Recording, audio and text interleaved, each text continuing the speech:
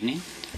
My name is Jason King. I'm a resident of the Weston Market neighborhood. I work in downtown Kirkland as well, and I'm here to urge the council to oppose 594. I believe that our rights that are enshrined in the Constitution are done so for a reason.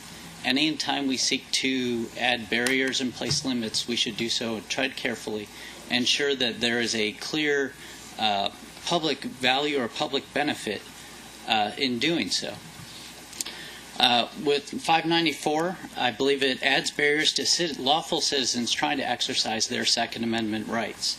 It adds costs to transferring or buying a firearm. There is the unspecified cost that the FLL holder can charge. It adds background checks for long guns that weren't there before, so it adds a cost for that. It restricts purchases for those who are accused of even a misdemeanor, not even convicted, specifically in the wording of the measure, and also lengthens the time one may have to wait to get a weapon, where the minimums are extended from 5 days to 10 to get a response from the county sheriff or city sheriff.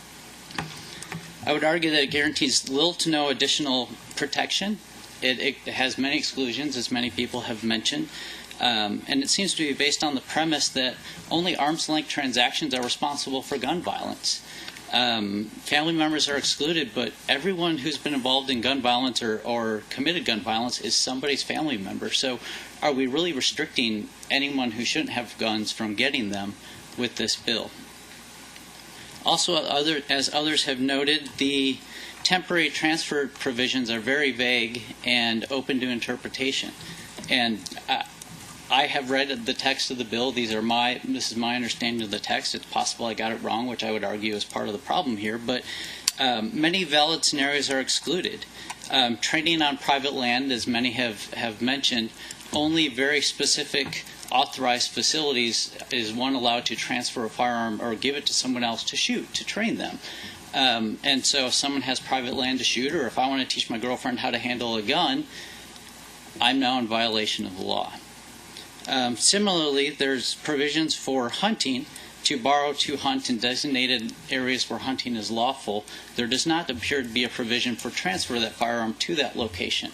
So my reading may be incorrect, but it appears that if I want to give my rifle to someone to borrow to go hunting, they can't legally transport it there. It's certainly true that in enforcing these laws, those things can be addressed, but it'd be nice to have a clear law that is clearly enforceable, not subject to interpretation, so law-abiding gun owners can easily be law-abiding. Thank you.